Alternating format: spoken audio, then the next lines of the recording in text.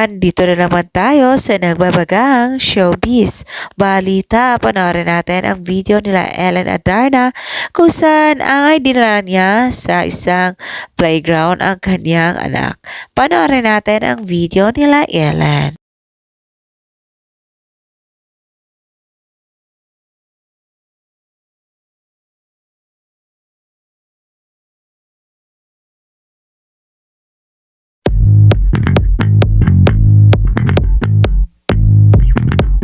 Nag-upload si Ellen Adarna sa kanyang IG story kung saan ipinahagi niya sa kanyang mga fans ang mga naganap sa kanyang buhay. Isa na dito ang pagdala niya ng kanyang anak na si Lily sa isang palaruan kung saan ay naging bonding si Ellen kasama ang kanyang kaibigan at anak nito. At masayang-masaya nga si Ellen na makikita sa video ang bonding moment ng kanyang anak kung saan ay nilalaan niya ito ng oras sa paggala at pagpunta sa isang playground. Panoorin natin ang kabuuan ng nasabing video nila at huwag kalimutang maglagay ng iyong komento sa video na ito.